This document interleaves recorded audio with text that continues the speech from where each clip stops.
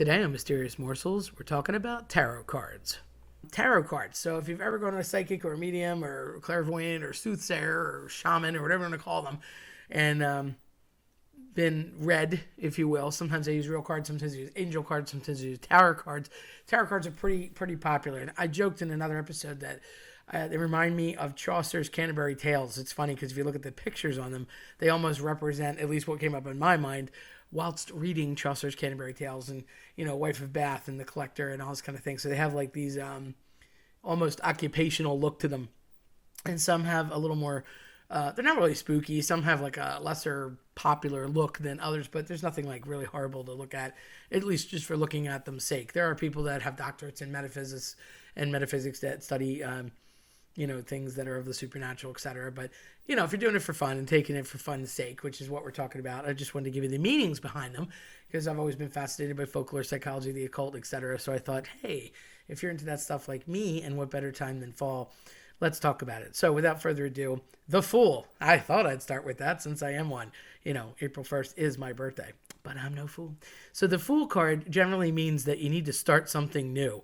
There's like a leap of faith involved that comes with the card. So you should just take the plunge. If you're an 80s Gen Xer like me, take the Nestea plunge. That'll mean something to you. Although I have to tell you, Nestee's hard to find these days. I'm more of a Tetley and Lipton kind of person. But anyway, love that commercial. So the Fool, it's funny because they don't always mean what they seem. Like the names can be deceptive and don't judge a book by its cover, I guess. So even though they say the Fool, the idea is that, not that you're foolish, but that you're kind of fooling your inner fool, the person and the negative that says, don't do that, it's a bad idea, I'm nervous about it. And they're just saying, put that aside, and like, fine, you want to call me the fool, be the fool, go do this. So taking charge and starting a new venture. The Magician is our next card. That's something that you've been practicing for a while. You're into it for a long time, could be a hobby, and now you've become a master of that craft, and that you're very good at it, and that you've become a mentor, and they're possibly even teaching someone that. Could be a trade, could be a skill, could be, hobby, a fun thing. And it really comes down to when you teach, they say that you teach most and well what you've learned the most, so it's like you're best at it because you've done it so long, and it becomes muscle memory, and it's almost mechanical. It's kind of like driving. Like you get to places, you're like, oh, how'd I get here? Because it's just innate. The High Priestess. This card wants you to work on your perspective of perceptiveness so that you can hear your unconscious mind better, like quieting your thoughts, if you will. It's a depth of character card. It's supposed to center you and give you an idea of, your chi, if you will. Like, are you off balance? Are you, really focused on what's going on? And maybe listen to your gut. A lot of people don't do this.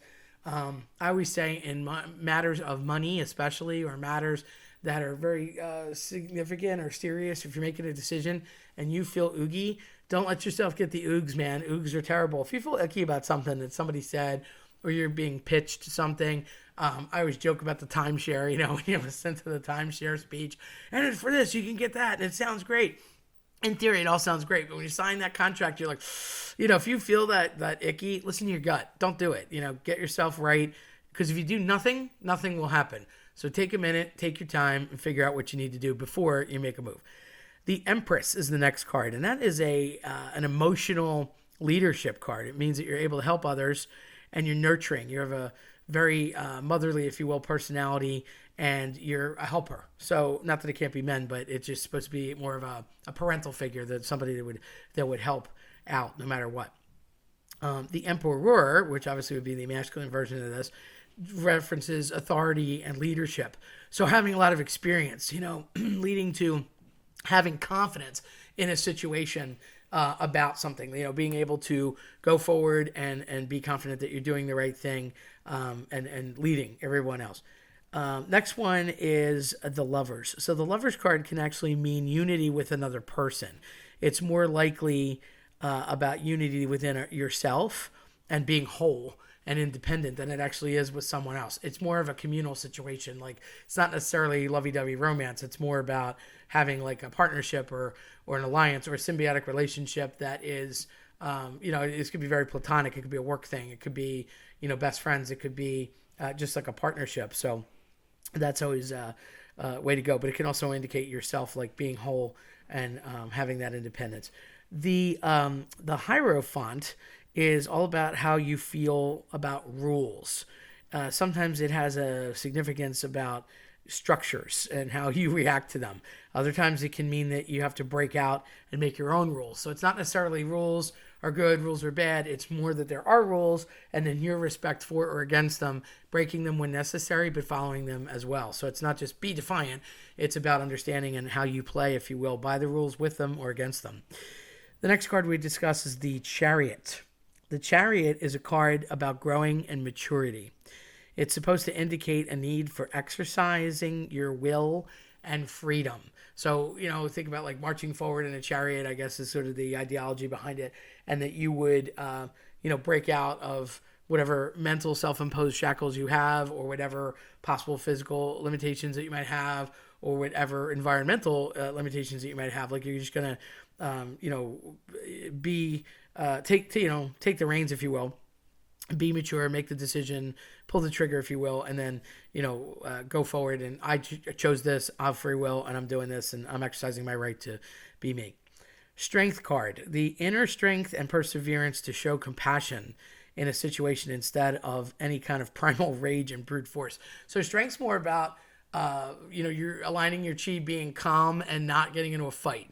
It's about biting your tongue, minding your P's and Q's, being PC, saying what you need to say and being forthright, but doing it in a kind and preserved way, not, losing it and rage and getting psychotic and flying off the handle and freaking out. So it's checking yourself with strength and the perseverance to do so. The Hermit. So a hermit, of course, is withdrawing from a situation. Anybody that's going to run away from personal reflections, or if you do a lot of new things and socializing, you're going to probably not, if you get that card, want to run toward it. It needs to be more of a retreat than any kind of meditation. And it's not just running away from problems, but literally everything, like running away from people, secluding yourself, or sequestering from a situation, an organization, an idea, people in general. So if you are kind of to yourself, you're more like the hermit, and then you might think about that. Again, not just running away from problems, but being able to clear your mind, think on your own, and not have anybody else's input too. It's not necessarily negative. It's just more of like an introverted card to play. Then there's Wheel of Fortune. I love Wheel of Fortune because not only is that a pretty cool game show, and I can't believe Pat Sajak's still doing it, but Wheel of Fortune, they always talk about that wheel in the sky, thank you, Journey. And there's just this fictional wheel in the sky that we've always discussed that's like, positive or negative. And I know in a lot of romance languages, they tend to say like they're so. You hear Italians say non c'è male, like I'm okay, or you hear Spanish people say así, or, más o menos, like they're so, instead of, the French comme c'est comme ça, instead of I'm good or I'm bad, because if you're good, it's like you're bragging, and Fortune's wheel is going to slap you down. And if you're bad, it's like you're miserable and you're complaining and nobody wants to listen to you, and they're going to not like you because if you are at the bottom, you have nowhere to go but up.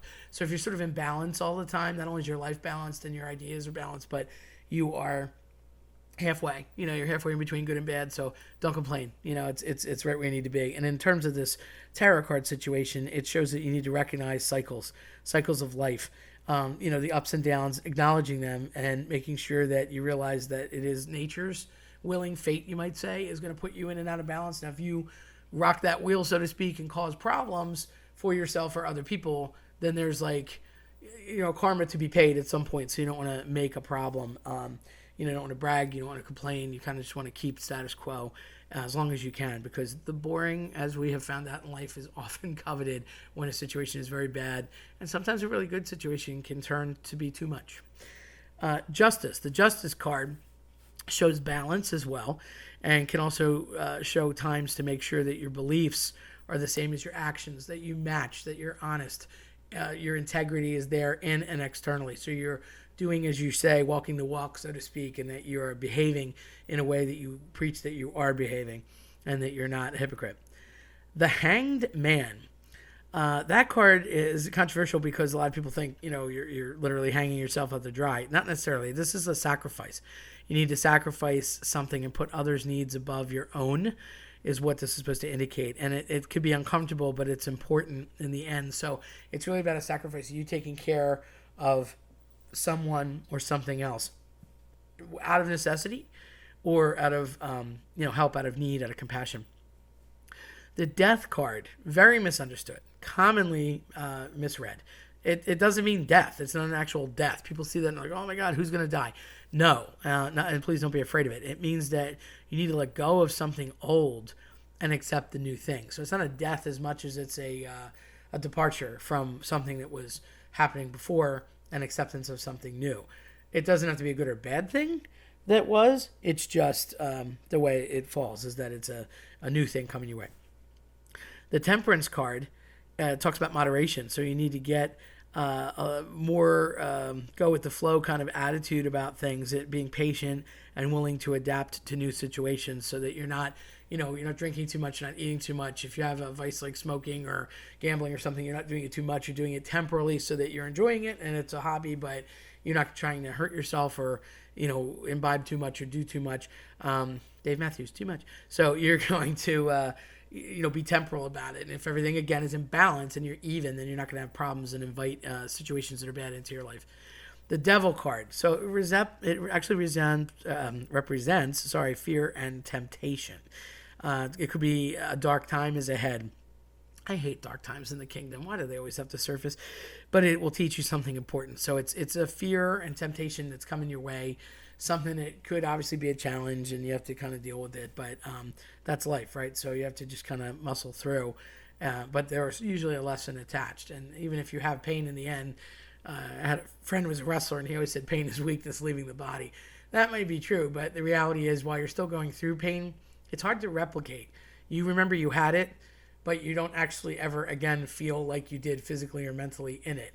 You can relive some things and it's unpleasant and you don't want to necessarily revisit the uncomfortable, but try as you might, no matter how hard, if you are a person that tends to live in the past or you're a person that looks to the past for help, which isn't a bad thing, you can't relive it. Great Gatsby, can't relive the past. Best theme there was. So you might have those negative experiences and you might feel sad when you think about them, but you're never actually going to go through that physical or mental pain again. So it's a lesson to be learned from it. And that pain, that package, if you will, that suitcase goes with you to remember whatever the lesson is that was valid from it. The Tower card. Lots of people are afraid of the card because it is typically seen as a negative card. It's a sudden, unforeseen, traumatic change.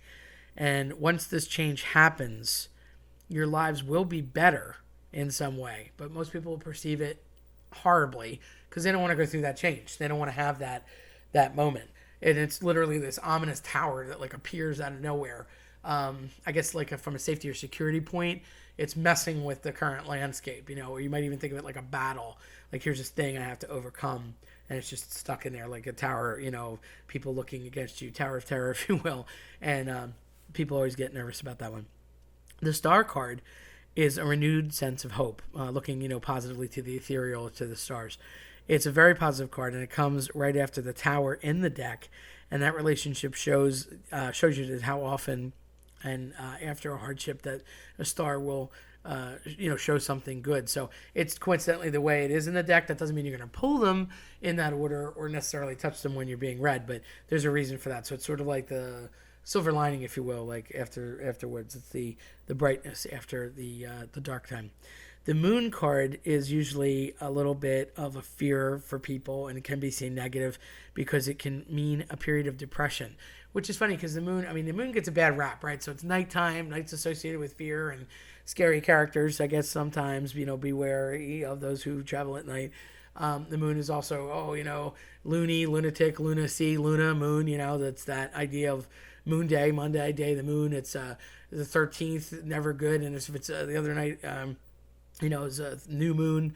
And if it's a full moon, especially on the 13th, people say it's like cycling changes, tides, it messes with everything physically and mentally, werewolves, the whole bit. So there's a lot of negativity that is associated with the moon, which is a bummer because it goes around Earth and it is ours. But the depression of it is, just whatever it's reminding you of. So it could be a saddened time. And remember, just because you're depressed doesn't mean that you have depression. They're two different things.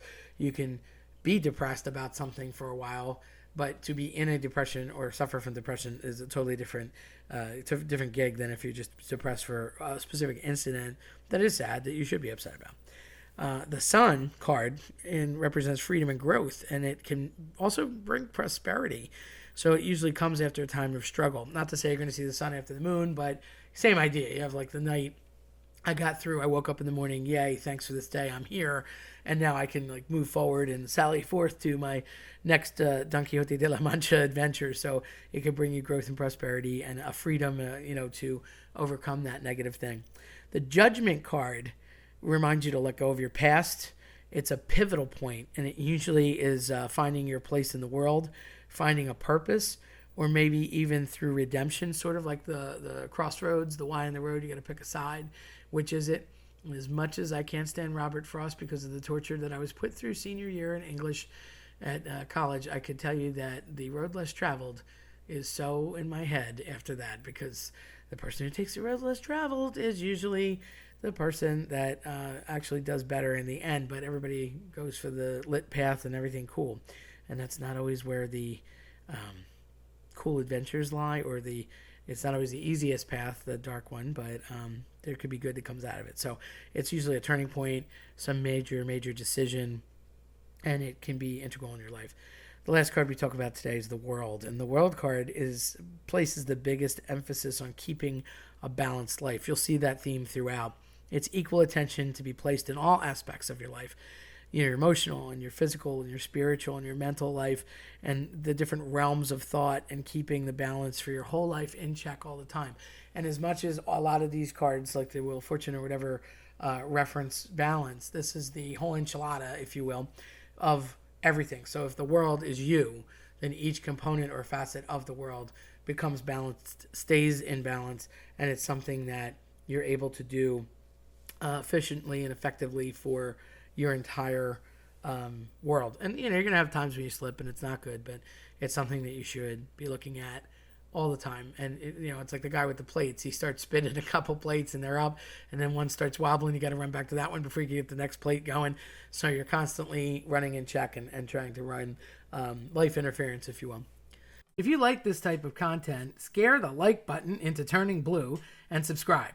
Don't forget to hit the notification bell so you don't miss out on future videos. Thanks for watching.